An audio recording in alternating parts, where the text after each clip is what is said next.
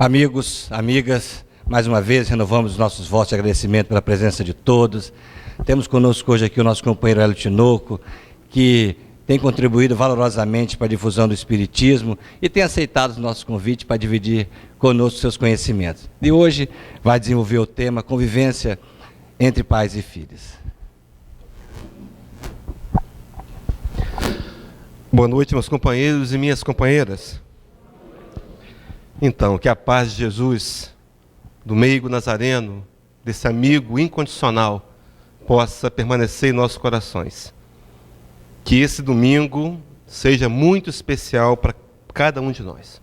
Fico muito grato pelo convite. É uma honra utilizar essa tribuna para a gente conversar sobre o Evangelho de Jesus agora, redivivo pelos ensinamentos do Espiritismo. Quem sabe, companheiros, quantas vezes foram que nós já tivemos diante desse Evangelho?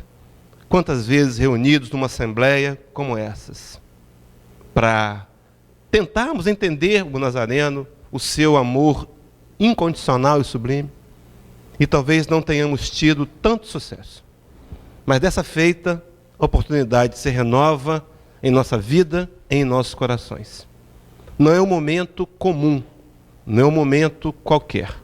É um momento muito especial. Mais uma oportunidade de nos reunirmos em torno do Evangelho de Jesus para compreender esse Espírito, esse amigo, esse amoroso ser que se dedica incondicionalmente, intensamente, para conquistar os nossos corações. Então que a equipe espiritual do irmão Tomé, possa desconsiderar as minhas falhas, as minhas limitações, possa enxergar o meu esforço sincero e honesto de me vencer e se utilizar de mim, para que nós possamos sair daqui com o coração repleto da luz do Senhor. Vivência felizes entre pais e filhos. Antes de entrar no tema, eu queria convidá-los a uma viagem mental rapidamente. Voltemos ao ano 29 da era cristã, onde se consideraria ser o terceiro ano do ministério de Jesus. Jesus, muito conhecido, muito falado. Seus prodígios trouxeram ali inúmeros seguidores. As pessoas conheciam Jesus. E nesse episódio, o último ano do ministério, passava Jesus mais uma vez pelos arredores da cidade de Jericó, a caminho de Jerusalém, aonde seria crucificado. Nesse episódio, é a segunda vez que ele passa aos arredores de Jericó. Na primeira, teria encontrado com Zaqueu, o publicano. E nós vivenciávamos ali, relembrando ali de Zaqueu, aquele episódio onde Zaqueu se converte aos ensinos de Jesus. Dessa feita, o personagem principal chama-se Bartimeu. Era um cego de nascença, que não tinha nada a fazer senão sentar-se na calçada e esmolar. O patrimônio de Zaqueu era uma capa, apenas uma capa que ele se defendia, se protegia das noites frias do deserto. Mas Bartimeu, já teria ouvido falar em Jesus, num certo nazareno que trabalhava de uma forma que ele não conhecia, que nós chamamos inicialmente de milagre, mas uma manipulação de uma matéria chamada quintessenciada, que alguns estudiosos dizem ser de quinta dimensão. Nós conhecemos aqui a profundidade, a largura e a altura, e é isso. Há mais duas que o Cristo trabalha. E Bartimeu sabia que aquele homem conseguia reconstruir mãos de leprosos, levantar coxos, e que também curava cegos. E Bartimeu um dia pensava, meu Deus, será que um dia eu vou encontrar com Jesus? Será que vou ter essa oportunidade de pedir a Ele para fazer os meus olhos voltarem a enxergar? Eu quero ver. Será que Ele vai passar por esse lado dessa vez? E naquele dia, talvez fosse um domingo, que parecia um domingo comum, sem graça, na vida de Zaqueu. Ia ser tudo igual de novo, calçada e esmola e frio. Ele ouve um tropejo. Uma multidão de pessoas passando, além do normal. Sim, porque naquelas épocas, naqueles últimos dias, a multidão que acompanhava Jesus era imensamente grande. No episódio da multiplicação dos pães, encontramos um registro de Mateus próximos de 30 mil pessoas seguindo Jesus. E Bartimeu pergunta: que barulho é esse? E dizem para ele: Bartimeu, está passando aí Jesus de Nazaré. Eu imagino o impacto na vida de Bartimeu. Ele: meu Deus, é Jesus, é aquele. E Bartimeu começa a gritar: Jesus, filho de Davi, tem compaixão de mim. Jesus, filho de Davi, tem compaixão de mim. E começa a incomodar. E um dos discípulos, talvez um dos 70, um do segundo escalão, vai até Bartimeu amorosamente: Bartimeu, por favor, você está incomodando. Está passando Jesus aqui, você está gritando na calçada, está parecendo louco. Por favor, Bartimeu, se contenha. E Bartimeu não ouve o conselho, pelo contrário, grita mais alto: Jesus, filho de Davi, tem compaixão de mim. E continua gritando. E de repente diz o evangelista Mateus que Jesus o ouviu. Não sabemos se foi com o ouvido magnético ou com a audição física, mas parou a multidão. E manda chamar Bartimeu. E Bartimeu larga a sua capa, abandona o seu único patrimônio. Bartimeu sabia que naquele encontro com Jesus algo lhe mudaria. A sua vida seria diferente. Ele vai até Jesus, conduzido por um discípulo. E quando Jesus olha para ele e diz: homem, o que queres que te faça? Eu fico pensando que Bartimeu podia pedir: Senhor, eu quero um cachorro, um cão guia, treinado, para me levar aos lugares que eu preciso ir. Eu quero dinheiro, eu quero um acompanhante, eu quero enxergar de um olho só. Pelo menos um olho já é melhor do que nada. Não, Bartimeu não tem dúvidas. Ele diz para Jesus: Senhor, eu quero ver. O que eu quero é enxergar. E diante da fé daquele homem, Jesus diz: eu também quero, enxerga. E trabalhando essa energia que um dia nós vamos trabalhar, quando atingirmos os níveis evolutivos, porque o Cristo teria dito que nós faremos as obras que ele fez, e ainda maiores. E Bartimeu enxerga. Os olhos de Bartimeu veem as cores. E diz que Bartimeu começa a seguir a Jesus com muita alegria. Talvez até tenha enxergado o episódio da crucificação, mas segue a Jesus por um período pequeno, mas com muita alegria. Paulo de Tarso, na carta aos Hebreus, nos diz que Jesus Cristo é o mesmo ontem, hoje e o será eternamente. O mesmo Nazareno entrou por aquela porta, companheiros, descalço, numa veste luminosa, sem nada na cabeça, sem uma cobertura, está aqui entre nós. Quem sabe nessa noite vai nos olhar nos olhos e perguntar: mulher, o que queres que eu te faça? Homem, o que queres que eu te faça? O amor do Cristo é intenso, imenso por cada um de nós. Cuida-nos de forma especial. Quem sabe nessa noite? Será que eu tenho respostas? O que eu pediria? O que eu pediria, Jesus? Qual é a minha necessidade? Um posto de trabalho? Melhora a minha saúde? Renovação moral? Aprender a perdoar? A amar mais? Tolerar? Qual é o meu pedido? Será que se Jesus olhasse nos meus olhos, ainda cegos, se me dissesse: homem, o que queres que eu te faça? Qual seria a minha resposta? Queridos, fiquemos atentos, porque essa noite não vai ser comum para nós. Vamos falar de família, vamos falar de relacionamento pais e filhos, algo extremamente importante na nossa história. Todos nós temos pais, ausentes, presentes, distantes, amorosos, bons, maus. Todos somos filhos. O Cristo teria dito-nos que, na oração do Pai Nosso, nos ensinando a irmandade maior, a família universal que somos todos nós, quando nos ensinaria a orar, chamando Deus de Pai, como sendo Pai Nosso, Pai de todos. Mas nossa relação com a nossa família? A quantas andas? E quando o tema da palestra é vivências felizes de pais e filhos, nós abordamos a questão da vivência. O Espiritismo vem trazer um contributo profundo para a gente compreender a vida, compreender a gente mesmo e ser mais feliz. O Espiritismo é uma filosofia que nos propõe qualidade de vida. Se não entendemos isso ainda, precisamos rever conceitos. Não estamos aqui por acaso. Não estamos no planeta por acaso. Não temos a família que temos por acaso. E quando fala em vivência, a gente ampliou para vivências, porque sabemos muito bem que nas múltiplas reencarnações, momentos viemos como pais, momentos viemos como filhos, ou irmãos, ou parentes de qualquer nível. Mas estamos sempre nutrindo relacionamentos comuns a fim de revermos a nós mesmos. em forma de relacionamento, a chamada terapia do espelho, olhar no outro e me perceber, e reparar os danos causados.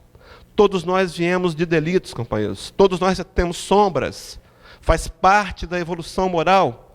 Kardec perguntaria à espiritualidade se seria necessário o homem passar pelo mal, e os espíritos respondem que não, mas passariam pela fieira da ignorância. E nessa ignorância nós fomos egoístas, fomos abusivos, fomos orgulhosos e construímos inimizades. E agora, no despertar da consciência da humanidade, o momento requer uma reflexão, para que a gente repare essas relações. Não estamos repetindo na família que estamos por acaso. Nossos filhos não estão no nosso lar por acaso. Seus pais não são os pais que vocês têm por acaso. São oportunidades da misericórdia e do amor divino para que a gente faça reparações. A época é propícia ao perdão, à compreensão, à tolerância. A época de Natal revela-nos a espiritualidade de que a psicosfera do planeta melhora. Melhora. Assim como no carnaval piora um pouco, mas no Natal melhora. As pessoas estão pensando em fraternidade, mesmo que seja superficialmente com uma troca de presentes, mas não importa. Quem sabe hoje, nessa noite, é o momento de eu sair daqui com uma decisão de compreender melhor a minha relação entre pais e filhos e perdoar. E colocar de uma vez por todas uma pedra em cima de assuntos do passado que nos magoam, nos machucam e estão norteando a minha vida para a infelicidade. Porque enquanto eu tiver no meu coração um compartimento segregado de ódio, ressentimento, de vergonha, culpa e medos, eu não vou ser feliz. A felicidade está ligada à inclusão das leis de Deus no meu coração, ao entendimento e ao esforço honesto e sincero de praticar. Então, pensar em vivências que vão levar a felizes convivências entre pais e filhos. É a proposta dessa noite. E para a gente começar a trabalhar a questão da família, eu costumo até de forma de brincadeira dizer que as casas espíritas não deveriam fazer palestras sobre família. Deveriam ser seminários. Porque família é algo muito vago. Se eu te convidar a pensar em família, você pensa em quê? Na sua estrutura. Aquele que tem 2 filhos, família são 2 filhos. Os que não têm filhos, família não tem filhos. Não é? Os que são adotados, famílias que são adotados, e por aí vai. Mas a ideia de família aqui é trazer, então, o conceito central da doutrina espírita sobre família, que se aplicará a qualquer tipo delas. A gente começa com uma brincadeira, família ideal ali. Como é que é a família ideal? Aquele cidadão está ali sozinho, solteiro, incompleto, à procura de uma companhia, e de repente eis que encontra uma parceira. E ele olha meio desconfiado, boquinha para o lado, mas ela dá logo um sorriso, né? Parece que as mulheres, né, são mais enfáticas nessa relação. Ele dá um sorriso também, ela fica meio ruborizada, mas é por pouco tempo, né? E daqui a pouco ela dá um passinho para o lado, devagarzinho, e ele sai correndo. Porque é assim que as mulheres fazem com os homens, né? Elas fingem que vão, mas não vão, e a gente acaba indo. E aí eles se apaixonam. Se apaixonam, casam-se, formam uma família ideal. Vêm os filhos, e agora estão felizes para sempre. Mas a vida real continua. De repente, os aborrecimentos vêm, ela se entristece, ele também, e começam os relâmpagos, as tempestades, e daqui a pouco esse casal começa a se afastar. E vem os divórcios. Um fato normal, um fato que tem sido de ocorrência muito comum na vida das pessoas. E esse homem está sozinho. E essa mulher também. E a gente vai sair da família ideal para a família real, da realidade. Está lá o nosso amigo, triste agora, e aparece uma outra criatura. E essa é loura, por coincidência, né? Coincidência loura. E ela dá um sorriso, ele também dá um sorriso, se aproximam, não é? Ele agora sai correndo, ela dá um passinho, aproxima também, dão um passinho à frente, se encontram, casam-se e se apaixonam. Se apaixonam em casa. E aí vem kit de família. Kit número 1. Ele traz os filhos para o casamento. Essa mulher é agora madrasta. Há o kit número 2, que ele traz os filhos para o casamento, e ela também traz os filhos do casamento dela. E agora moram numa casa, irmãos, enteados, padrasto, madrasta, vai ficando meio confuso. Mas tem o kit 3, né? é quando ele traz os filhos dele, ela traz os filhos dela e eles têm seus próprios filhos. E aí a gente consegue encontrar aquele diálogo, né? Meu amor, por favor, corre aqui, porque os meus filhos se juntaram com seus filhos para baterem dos nossos filhos. Né? São as famílias modernas, são kits intensos de família, família entre homoafetivos, que adotam crianças ou não adotam, são famílias. Como é que se aplicaria, então, as diretrizes espíritas para esse relacionamento de pais e filhos, que podem, a gente vai perceber, se estender a qualquer tipo de relação familiar, mas que, de forma primordial, de forma primária, é básica entre pais e filhos. Na questão 208 do Livro dos Espíritos, Allan Kardec vai fazer um questionamento à espiritualidade. E entendam, companheiros, que nós estamos na questão 208. É a primeira edição do Livro dos Espíritos, que foi lançada em 1857. Kardec já tem recebido da espiritualidade 207 respostas. Kardec não é um espírito comum. Ele é um membro da equipe do Espírito de Verdade, que veio trazer o espiritismo. Ele está encarnado, ele dá porção dos encarnados.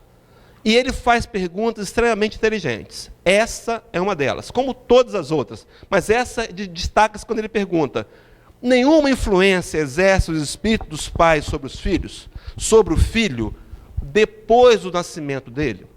Então vejam bem que na pergunta, Kardec já deixa claro que nós não podemos influenciar os espíritos antes do nascimento deles. Não havia uma relação ainda nessa estrutura familiar. Me lembro aqui do livro do Hermínio C. Miranda, Nossos Filhos são Espíritos.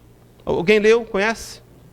Ele vai trazer essa verdade, esse outro contributo do Espiritismo, mostrando que esses que nós abrigamos no nosso seio, como pais, têm uma história milenar.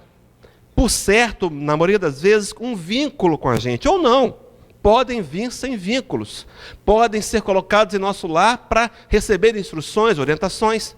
Por isso os irmãos, às vezes, tão diferentes uns dos outros na forma de comportamento, às vezes aqueles que nós chamamos de ovelha negra da família, todos têm uma linha de raciocínio e ele é diferente, colocados no nosso lar por uma razão. E Kardec vai perguntar: influenciam então os pais na conduta, na mudança moral desses espíritos? E responde a espiritualidade: ao contrário, bem grande influência exerce os pais.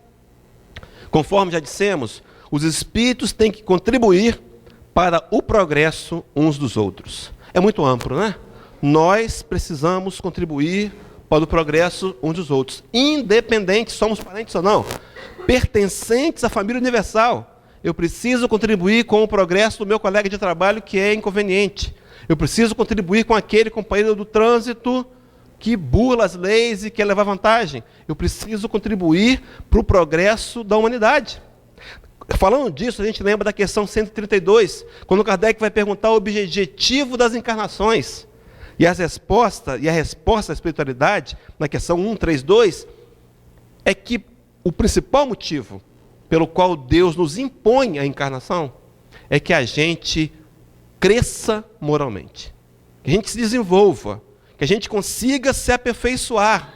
A gente está encarnado para isso, você está encarnado para isso, para aprender a amar melhor e a amar mais.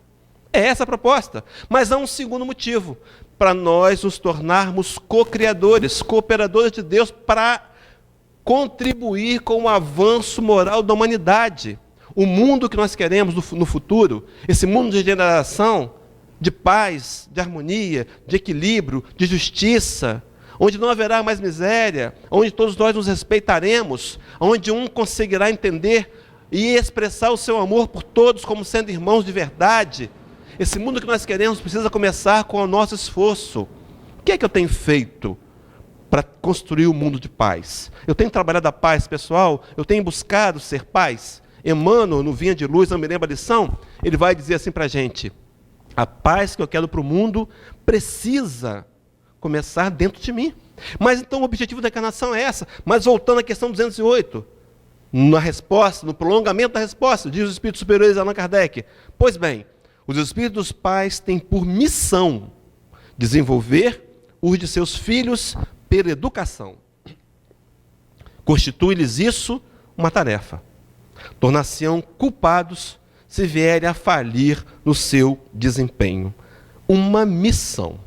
Nós, como pais, no plano espiritual, no planejamento reencarnatório, onde participamos em um percentual qualquer, quanto mais evoluído, mais influenciamos no planejamento, mais escolhas podemos fazer, quanto menos evoluídos, temos as sugestões dos mentores espirituais, mas nenhum de nós veio para aqui, nenhum de nós caiu de paraquedas, todos nós temos uma programação, mas aqueles que escolhem ser pais têm uma missão. E quando a gente fala em missão, a gente pensa em compromisso e pensa em responsabilidade. Fazendo um paralelo, só para a gente poder completar o raciocínio inicial, quando falamos em casamentos, por acaso, a gente fala que há 3 tipos de casamento. Primeiro, os provacionais. Dizem os estudiosos em família que a grande maioria dos casamentos no orbe terrestre hoje são provacionais. São casamentos que eu preciso experienciar momentos para reflexão pessoal e aproveitar para crescer. Não é assim que é? A maioria dos casamentos temos dificuldades, temos discutir relação, temos atritos, mas esse trabalho é um trabalho de reflexão. No relacionamento eu me enxergo de fato. Se eu me isolasse no cume de uma montanha e fosse criar cabras, não tivesse relacionamento nenhum, com certeza a minha vida seria muito mais serena e tranquila. Mas nós temos relacionamentos, precisamos da vida em sociedade. E daí os casamentos provacionais. Mas há um outro tipo de casamento que são chamados expiatórios.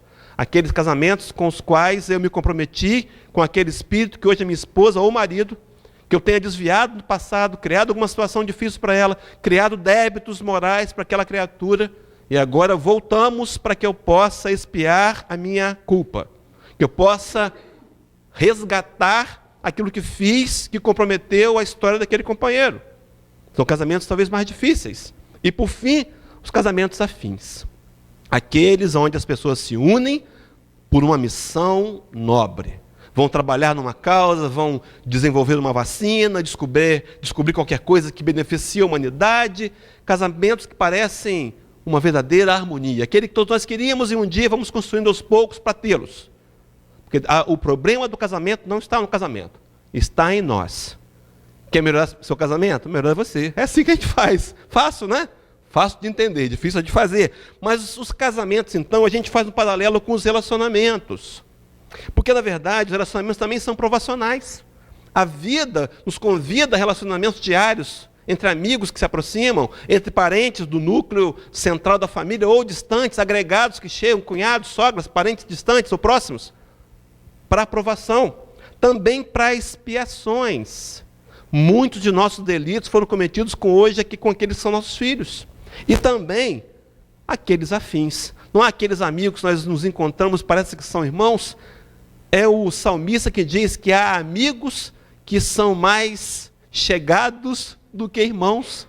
Pessoas que a gente nunca tinha conhecido, um dia encontra, meu Deus, parece que conheço ele de algum lugar, e conhece mesmo. Estão ali numa afinidade. Mas esses relacionamentos, queridos, são o grande laboratório do relacionamento. E hoje, em especial, tratamos de filhos e pais. José Saramago, um poeta português, ele diz que filho é um ser que nos emprestaram para um curso intensivo de como amar alguém além de nós mesmos, de como mudar nossos piores defeitos para darmos os melhores exemplos e de aprendermos a ter coragem. Não é assim?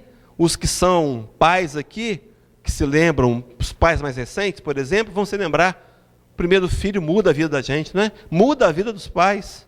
A gente começa a ter outros padrões de comportamento, outras prioridades, não é assim? Saramago está dizendo então que é um ser que nos faz sair da gente. Queridos, haverá um dia, nesse mundo de regeneração, caminhando para um mundo feliz, que a gente vai conseguir enxergar em todos os nossos irmãos. Ainda não conseguimos. Então, por momentos, por parte de luz, a espiritualidade nos ofereceu uma família, para a gente começar a treinar esses sentimentos nobres com esses mais próximos. É assim que tem que ser. E muitas vezes eu perco a oportunidade, eu deixo de lado, eu prefiro abandonar e esquecer aquele companheiro porque ele me incomoda. Será que a gente está fazendo correto? Será que é essa a orientação da proposta cristã? Será que Jesus faria dessa forma? Será que o Espiritismo nos revela isso? Seguindo essa mesma linha de raciocínio, aprender a amar alguém. Essa semana eu estive lá em Guarapari, falando sobre a parábola do filho pródigo. E fiquei me lembrando que quando Jesus começa a contar a parábola para aquele doutor da lei, ele diz assim: um certo homem que descia de Jerusalém para Jericó foi abordado por salteadores que o espancaram e o deixaram semi-morto. Interessante que Jesus não diz quem é aquele homem. Ele não diz a nacionalidade, o nível de condição financeira, a cor, não diz nada daquele homem. Diz que é um homem e vai trabalhar uma compaixão também incondicional. Nós precisamos entender que amar alguém é indistintamente, não há uma prioridade, não há quem eu tenho que amar. Temos que amar a todos. Aqui agora, no momento atual da nossa evolução, em especial, nos esforçarmos para dar conta da missão de amar os que Deus colocou em nossa família. É um estágio para que um dia isso se expande para a humanidade inteira. Um dia vamos entender a história de Paulo de Tarso, a história de Saulo, ainda Saulo, lá naquele discurso de Estevão, no livro Há 2000 anos, no livro Paulo e Estevão, né? Que estava só testando vocês, estavam atentos. Aquele discurso que Saulo, Estevão vai para a tribuna e Saulo está extremamente odioso, querendo planejar matar Estevão. E é naquele discurso ousado que Estevão se dirige a Paulo e diz: Saulo, Saulo, Saulo, um dia tu saberás que para Deus Israel é toda a humanidade. Já desenhando para a gente naquela época a ideia da família universal, mas que hoje se resume para a gente a alguns contatos, para que a gente aprimore a nossa capacidade de amar e de se relacionar. Um espírito amigo, do capítulo 9 do Evangelho segundo o Espiritismo, item 7, que tem como título a paciência, ele vai dizer assim: a caridade que consiste na esmola dada aos pobres é a mais fácil de todas. Às vezes a gente tem dificuldades com as coisas mais fáceis, não é? A gente fica pensando na proposta de Jesus de amar os inimigos, de nos enxergarmos a todos como irmãos, e temos dificuldades ainda de amar os que nos amam. Bem-vindos à realidade do nosso nível evolutivo, companheiros. É assim que a gente é ainda. Mas um dia venceremos. Mas para vencer, precisamos de esforços, dedicação, empenho, uma programação, um planejamento. Eu não consigo conquistas sem planejar. Algumas vezes eu digo para Deus que eu quero ser feliz, mas não digo nada do que eu quero. Eu não penso nas minhas conquistas. Eu dou de modo geral, eu dou um plano geral. É preciso que eu entenda que é preciso fazer as coisas essenciais de forma planejada e harmoniosa para conquistar. E às vezes aqui a gente não entende, a gente pensa que a esmola mais fácil é aquela dada pela caridade, a cesta básica, o socorro ao aflito. Precisa ser construída e diz que é mais fácil. Para alguns de nós ainda é difícil, né? Ainda é difícil. Mas nós compreendemos que a espiritualidade fala-nos assim como Jesus falava para um espírito imortal, que eles sabiam que um dia estariam mais evoluídos e releriam as informações de forma mais clara, com entendimento mais amplo. Já disse aqui numa ocasião passada, vou repetir, a história da escada em caracol. Os companheiros lembram? É como se nós andássemos uma escada em caracol. De repente eu chego no mesmo lugar, mas de um nível mais alto, consigo enxergar melhor aquela situação, e continuo caminhando, evoluindo até um nível mais alto, e chego no mesmo lugar. Aparentemente é o mesmo lugar, mas eu consigo ver sempre de um ponto mais alto. E isso vai contribuindo para que eu mude os meus conceitos e entenda a realidade espiritual. Saber que eu sou espírito imortal, que vou dar conta das minhas escolhas e decisões, é fundamental hoje, agora, para que eu mude os meus critérios de entendimento. Porque, queridos, se nós temos ainda no coração resíduos de mágoa, de rancor contra os pais, ou pais contra os filhos, precisamos atender o convite do Cristo de corrigir, de reparar, de reconciliar com nossos irmãos. Será onde que nós conseguimos influenciar e engajar no Evangelho do Cristo adendos, não é? Portas que me permitem esse entendimento. É preciso entender o Evangelho do Cristo, na visão do Espiritismo, de forma clara. E essa claridade me convida à responsabilidade. Não dá mais para fazer como fizemos no passado. moldamos o evangelho à nossa moda. Eu quero o evangelho à moda da casa, né? Aí, essa parte eu quero, essa parte eu não quero. Assisti recentemente um seminário do Haroldo Dutra, Dias, e ele dizendo sobre a forma das pessoas lerem a Bíblia ao pé da letra, né? E eles são incisivos e dizem coisas que estão na Bíblia, e Haroldo Dutra perguntava, mas aquela passagem que diz, se meu olho me escandalizar, é melhor que eu arranque o olho. Eles não entendem ao pé da letra, porque nós não arrancamos os olhos. Aí entende que é uma dedução. Queridos, é preciso sermos lógicos, coerentes. É preciso trazer o evangelho para a nossa realidade, sim, mas ele está te convidando ao perdão. Essa noite, queridos, é uma noite para perdoar. Se a gente sair daqui, passar pela cantina, comer aquelas coisas deliciosas, e esquecer de dar um telefonema, de fazer uma reparação, de mudar o nosso coração, não valeu. Foi bom ter vindo aqui, foi ótimo, nos encontramos. Mas se o evangelho não me mudar, como mudou a vida de Bartimeu, não faz sentido. Não vai fazer sentido. Mas ele diz então que a caridade mais fácil é essa. Mas ele diz de uma caridade ainda outra há, porém muito mais penosa e, conseguintemente, muito mais meritória.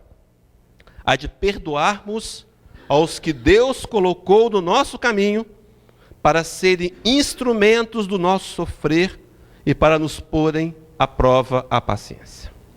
Queridos, talvez a gente não tenha tido os pais que nós queríamos ter. Talvez tenha sido ausentes. Talvez a gente tenha até nem os conhecido. Mas será que eles nos deram aquilo que tinham? É exatamente isso. Se coloca no lugar dos seus pais. Volta na história. Imagina os pais, dos seus avós. Como que eles educaram seus pais? Na minha geração, eu estou com quase 53 anos, não é? Na minha geração, educar era bater. Os pais que amavam batiam. Na época de Paulo, na carta aos Hebreus, ele diz, o pai que ama açoita o filho.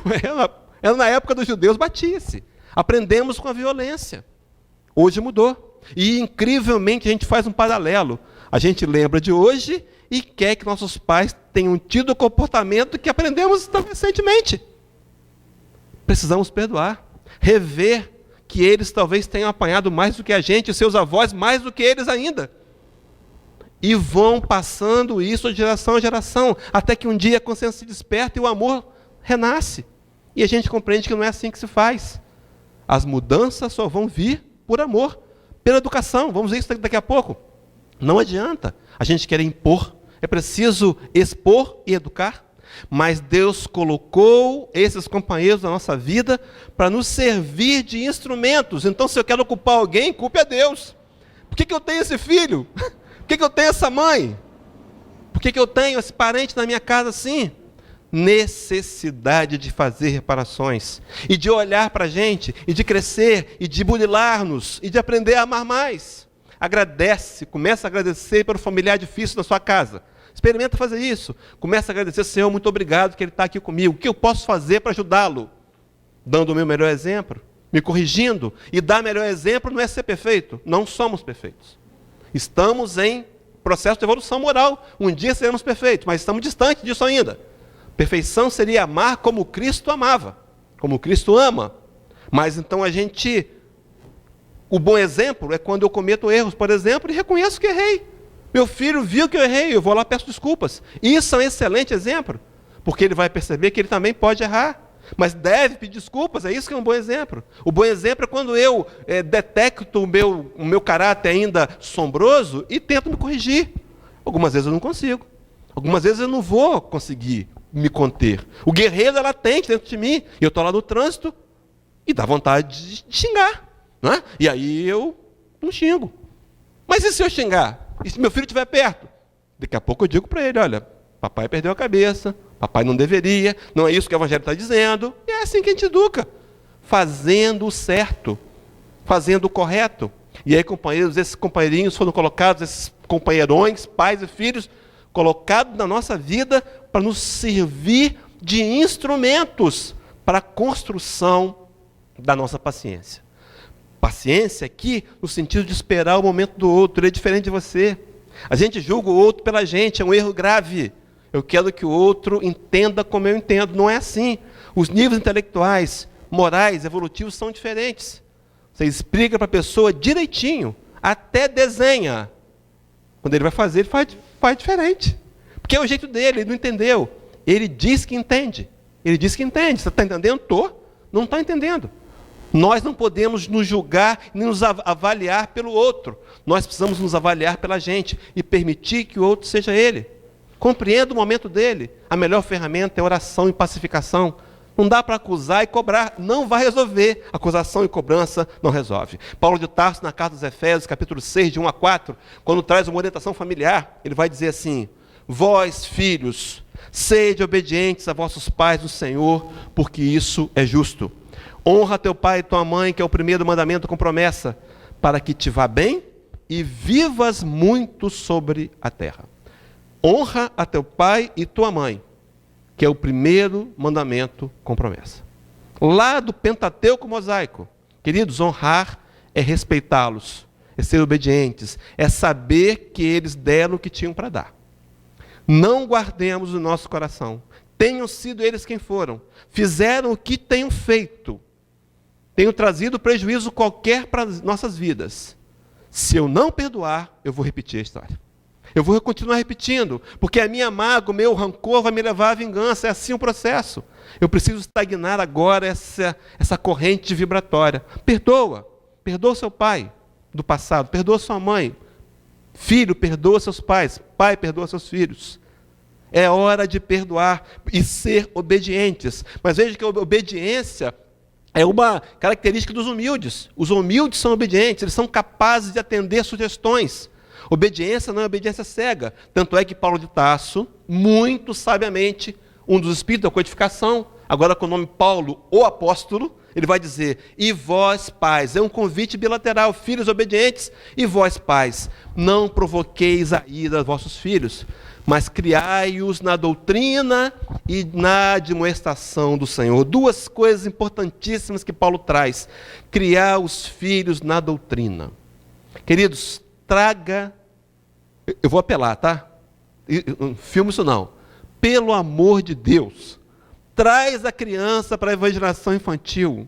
Não adianta ele se formar em médico, fazer um estágio em Londres, ganhar dinheiro, se ele não tem as bases do evangelho no coração. Não vai resolver. Não vai resolver. Traga essa criança para a evangelização infantil. A casa está com um projeto novo, proposto pela FEB, né? Vem, experimenta, faz um esforço, é um pouco mais cedo, vem mais cedo. Vai valer a pena, porque no futuro você vai estar criando um cidadão de bem, um homem que vai compreender o Evangelho do Cristo, que nós levamos tantos anos para entender, e que agora eles têm pronto, desde pequenininho. É a geração nova, é a geração que vai nos ajudar a mudar o mundo num lugar melhor. São eles. Traga-os. E a doutrina significa ensino, e ensino significa exemplo. E a gente trouxe uma frase sobre exemplo. Emmanuel, no livro Pão Nosso, na lição 56, diz assim: pais trabalhadores e honestos formarão nos filhos a mentalidade do esforço e da cooperação. O telefone toca, né? Eu digo para o meu filho: olha, mentir é feio, papai do céu não gosta, você não mente. O telefone toca.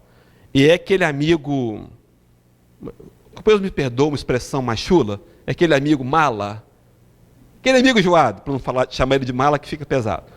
Aquele amigo enjoado. Aí você fala para o seu filho: diz que eu não estou, né?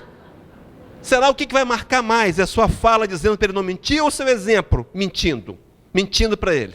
Não é? O exemplo é muito forte. Os pais que trabalham formam no filho a mentalidade do esforço também.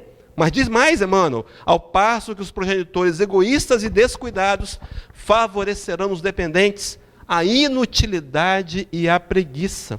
Quantas vezes eu não quero fazer o que preciso fazer, o necessário? Que exemplo que eu estou dando? Depois eu quero que o garoto acorde cedo, bata o Nescau, lave o liquidificador e vá para a escola sozinho. Se eu não quero levar, se eu não quero fazer, se eu não quero ajudar, eu preciso dar o exemplo. Acorda cedo com ele, bate o Nescau para ele, dar um beijo nele e manda ele para a escola. É isso que os filhos precisam, estar juntos, ter-nos juntos. A gente fica querendo comprar os filhos com presentes, né? É o melhor smartphone, é o S6, não sei o que mais, mas Agora tem até S6, mais, enfim. Não resolve. Ele quer abraço. Ele quer carinho. Ele quer participação. Quando eu era criança, e se alguém se lembrar disso, vai aqui dizer mais ou menos a idade, tinha um produto para... passava na hora do intervalo do programa do meio-dia, esporte espetacular, o Globo Esporte, mais ou menos assim, sem fazer aqui nenhum endosso à Rede Globo, claro, cada um com a sua, mas eles falavam do gelol, era para pancada na perna, para torção muscular. Aí dizia assim, não adianta ser pai, tem que participar. Né? Não adianta ser pai, o pai que só protege de longe, o pai que banca o filho, mas que não está presente. Nós precisamos estar presentes. O melhor presente do Natal para o seu filho é você reprogramar seu ano para ficar mais presente. Isso é muito importante. Então ele vai dizer para a gente, o exemplo é essa força. Por isso tem uma fala que diz que o exemplo, a palavra convence, mas o exemplo arrasta. O exemplo é muito mais forte. Ouvi alguém dizer certa vez, recentemente, um dito popular também, que o exemplo não é a melhor maneira de ensinar. O exemplo é a única. Não adianta falar, insistir, se você não faz. Começa a fazer e observa os resultados na vida dos filhos. Isso serve no papel inverso? Serve. Começa a fazer, ser mais paciente com seus pais. Somos nós, os mais jovens, precisamos ter mais paciência. Talvez nossos pais, já de mais idade avançada, já tenham alguns critérios rígidos, formados. Não vamos brigar, não. Vamos ser também para eles uma forma de exemplos. Vamos ouvi-los, vamos participar, vamos ver em que nós podemos comungar. É assim que a gente faz. Relacionamento, para ser perfeito, precisa só ter momentos que a gente comungue. Não adianta ele ser igual a mim, pensar como eu penso, não precisa disso não. É só a gente ter a oportunidade de estar juntos e conseguir externar que ama. É isso que é fundamental. Porque à medida que eu mostro que eu amo, como foi feita a leitura preparatória no Palavra de Vida Eterna, eu vou percebendo o retorno amoroso do outro. Diz que ama.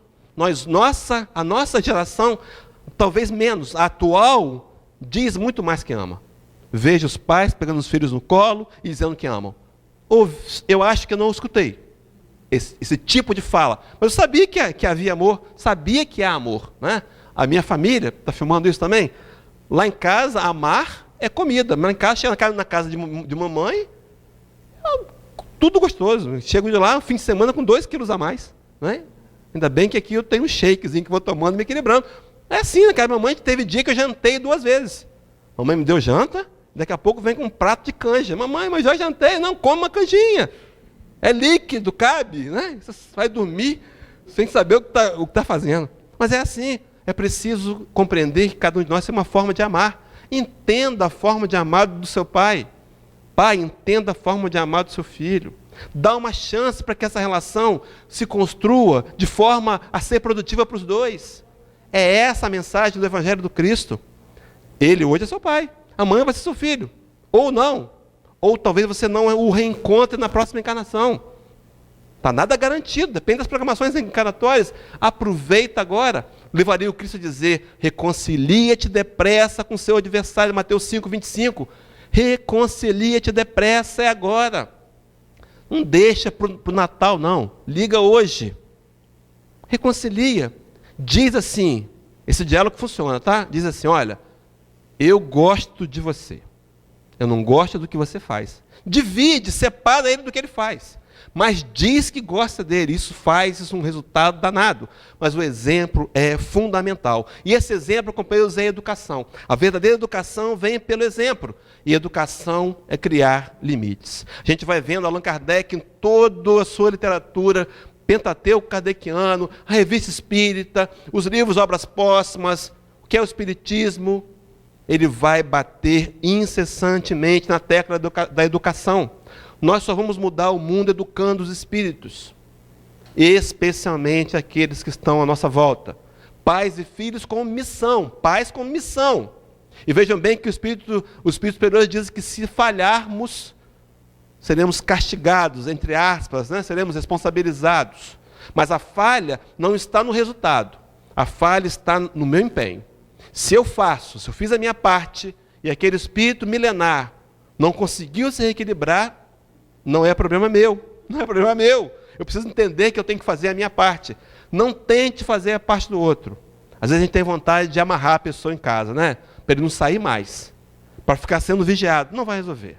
Somos espíritos livres. E o que precisamos é de limites. Comece a dizer não para o seu filho pequeno. E diga por que o não. Há coisas que nós temos que ouvir nãos.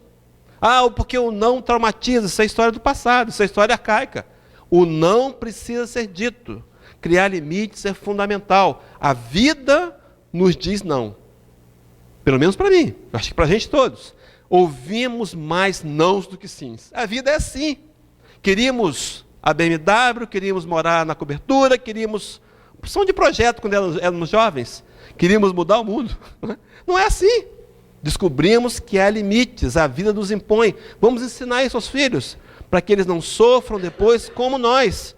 Que tivemos que aprender com o próprio sofrimento. Mas aí pensando em a gente começar a terminar, porque a hora está avançando, diz assim, a segunda parte da fala de Paulo aos Efésios.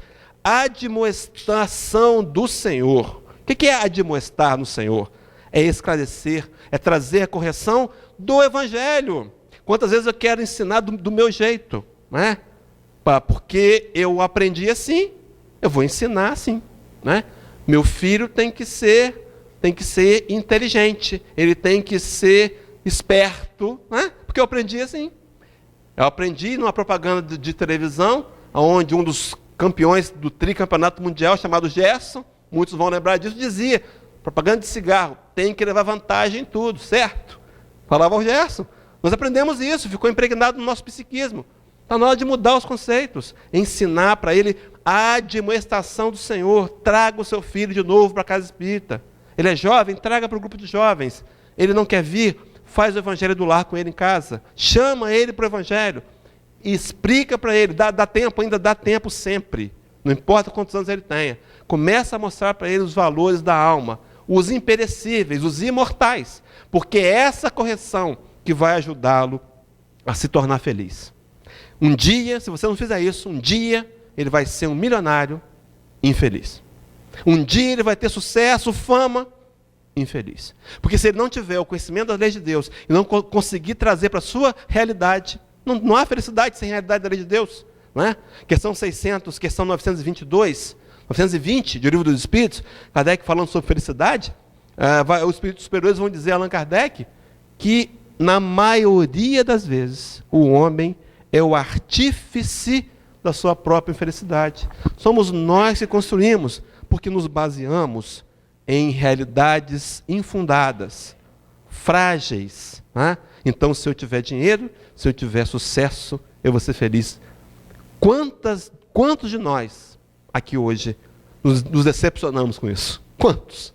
Não é verdade. Felicidade é estado da alma. Encontramos pessoas extremamente pobres, felizes. Porque conseguem esse entendimento da vida futura, da continuidade do espírito, da responsabilidade que temos cada um diante da vida. É essa a proposta, é essa correção dada aos filhos, precisa vir baseada na educação, nesse exemplo. E aí a gente traz a base da família, que é, acima de tudo, o amor. Uma família harmonizada é aquela que tem amor. E como é que eu transformo o amor em realidade? A gente sabe que a caridade é a expressão do amor. Sem caridade, fora da caridade, não há salvação. A caridade é a expressão do amor, e mesmo que eu não seja caridoso e faça a caridade, eu vou treinando a capacidade de amar. Mas isso tem que ser na família feito com 4 itens. Primeiro, o respeito. Respeitar os outros como eles são. O segundo é a cooperação. Divisão de responsabilidades. Disponibilidade a ajudar. É a solidariedade, essa tolerância, compreensão, essa admiração. Começa a pontuar as coisas boas também. A gente acaba só, depois de um tempo, pontuando só os defeitos, né? Pontua as boas, começa a volta no passado. Quando a gente começou a se relacionar, os casais, começa a elogiar também. Elogia mais, de verdade, claro. Percebe uma coisa real e elogia. Essas atuações, essas ações práticas vão construindo o amor na nossa família. Paulo, na carta aos Gálatas, capítulo 6, versículo 10, vai dizer assim: então, enquanto temos tempo, façamos o bem a todos, mas principalmente aos domésticos da fé. Paulo sabia, de alguma maneira, embrionária no seu espírito imortal, que a família seria o principal e o primeiro núcleo para que eu desenvolvesse as qualidades do amor, tolerância, compreensão, respeito, paciência e pontinho, pontinho. Então, façamos o bem a todos, de modo geral. É a caridade expressada por Jesus, questão 886. A espiritualidade, Kardec perguntaria como é que, para Jesus, o que é caridade? Como ele entendia? E a resposta é benevolência para com todos. Perdão, indulgência para com as imperfeições alheias, perdão das ofensas, mas vejam bem, façamos o bem a todos enquanto temos tempo. Querido, não perca tempo de fazer o bem, é a oportunidade, o momento é esse. Fazer o bem aos filhos, aos pais, aos estranhos, desenvolver em nós a capacidade de amar, criar o bem como um hábito, faz o bem, escolha fazer o bem. Tira do coração o desejo de revanche, tira. Isso pertence a espíritos mais fracos. Construa em você o espírito forte que você já é. Há um Cristo em cada um de nós, em desenvolvimento, em construção. E aí então, esse principalmente aos domésticos da fé. E aí Jesus, no livro de Marcos, capítulo 10, versículo 5, fala assim, quando aborda aquela questão do divórcio, né? Que os fariseus diziam, mas Senhor, Moisés autorizou dar carta de divórcio, e vós o que dizeis? Ele está dizendo, o Cristo disse para aqueles homens. E Jesus respondendo, disse-lhes, pela dureza do vosso coração, deixou ele escrito esse mandamento. Quantos mandamentos ainda há, porque o nosso coração está duro? Precisamos amolecê-lo, enfraquecer esse coração, tirar dele o ressentimento, o ódio, abrir mão do egoísmo, do orgulho. Isso é um trabalho duro, difícil, mas que é possível. À medida que eu pratico, vejo que o aprendizado vem pela prática. Mesmo que eu não queira, mesmo que eu não queira. Não quero fazer um bolo, vou pegar trigo, misturar com leite, fermento, ovos, açúcar, se é assim que faz, vou untar o tabuleiro, vou botar aquilo no tabuleiro, vou botar no forno. Não quero fazer bolo, vou esperar 20 minutos, meia hora, vou apagar o fogo. Não quero fazer bolo, o bolo está feito. Começa a fazer, se contraria, pega o telefone e liga, não quero. Vence o seu orgulho, liga. Olha, eu queria dizer para você que naquele dia eu agi errado, você me desculpa. Não sabe o que vai acontecer do outro lado, a reação pode ser uma ou outra, mas faz a sua parte. E aí, então a educação dos filhos precisa ser pautada em 2 pontos. Primeiro, raízes, dê raízes aos seus filhos, traga para eles os princípios morais, e o segundo, asas. Nossos filhos não são nossos filhos. O poema de Khalil Gibran, o representante do mundo árabe, um dos maiores escritores do mundo árabe, ele vai dizer assim para a gente, vossos filhos não são vossos filhos. São filhos e filhas da ânsia da vida por si mesma. Vêm através de vós, mas não de vós. E embora vivam convosco, a vós não pertencem. Podeis outorgar-lhes vosso amor, mas não vossos pensamentos, pois eles têm seus próprios pensamentos. Podeis abrigar seus corpos, mas não suas almas, pois suas almas moram na mansão do amanhã, que vós não podeis visitar, nem mesmo em sonho. Podeis esforçar-vos por ser como eles, mas não procureis fazê-los como vós. Porque a vida não anda para trás e não se demora com os dias passados.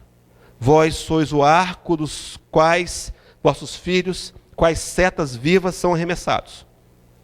O arqueiro mira o alvo na cena do infinito e vos estica com toda a força, para que suas flechas se projetem rápidas e para longe. Que vosso encurvamento não na mão do arqueiro seja vossa alegria, pois assim como ele ama a flecha que voa, ama também o arco que permanece estável. Para terminar os minutinhos que me faltam e falar de perdão, quero contar uma história. Vou adaptá-la aqui. Um pai e um filho, um pai viúvo e um filho, começam a se desentender. Filho adulto. E eles acabam criando uma profunda inimizade. São fazendeiros, são homens do campo. Cada um deles são vizinhos. Agora o filho adulto, também dono de uma grande fazenda. E se odeiam por conta de questões financeiras e banais. E agora esse pai, talvez ele o mais responsável pelas desavenças, está extremamente irritado e não suporta mais sequer ver o rosto do filho. A fazenda é dividida por um riacho. E aquele pai chega a um ponto de chamar e contratar um carpinteiro e dizer para ele: olha, construa para mim, está aqui madeira, pregos, ferramentas, construa um muro em frente à minha casa, para que eu não possa enxergar mais o meu filho. Não quero nem vê-lo mais. Como dizem as pessoas mais comuns, nem pintado a ouro. E o carpinteiro, ele vai trabalhar, o carpinteiro começa a construção. E eis que de repente, no final da tarde, quando ele volta, ao invés do muro, tem uma ponte. O construtor fez uma ponte. O carpinteiro fez uma ponte. E aquele homem, dado às irritações, fica esbravejando. E sai de casa para procurar o carpinteiro para dizer poucas e boas. Talvez não tão poucas, nem tão boas assim. Mas no caminho da porta, quando ele sai, ele vê o filho. E quando viu aquela ponte, pensou: meu pai quer se reconciliar, senão não teria mandado fazer uma ponte. E eu me lembrei da frase do Joseph Fort Newton, que diz assim: as pessoas são solitárias porque elas constroem muros ao invés de pontes. Está na hora de construir pontes. Já fizemos muitos muros na vida, vamos construir pontes. E de repente aquele filho, o pai vê o filho, vindo, sorrindo, está no meio da ponte, nos braços abertos, pedindo aquele abraço. E o pai, naquele momento, é tocado pelo seu anjo guardião. Talvez se lembre dos momentos da infância, o nascimento do filho, ele no colo, chorando, não é? As brincadeiras. E o anjo guardião vai trabalhando, né? Momentos de luz, e aquele pai cede. E aquele pai quebranta o coração, e ao invés de procurar o carpinteiro, vai para a ponte. E abraça o seu filho. E é um abraço demorado, de anos, com lágrimas nos olhos, se reconciliam. E quando termina aquele abraço, lembram do carpinteiro. E agora vão querer procurar o carpinteiro para agradecer. E não o encontram mais. O carpinteiro já teria ido adiante, construir novas pontes. É esse o convite do carpinteiro Jesus na sua vida hoje, querido. Construa pontes. Saia daqui para reparar relacionamentos. Saia daqui se colocando no lugar do seu pai ou do seu filho. E procurando entendê-lo como filho de Deus, limitado, que falha, mas acima de tudo, propondo a você mesmo fazer a reconciliação com a vida, com seus pais, com seus filhos, reconciliação com Jesus, a reconciliação com Deus e, mais importante, a reconciliação consigo mesmo, para que o seu coração tenha paz. Muita paz, companheiros.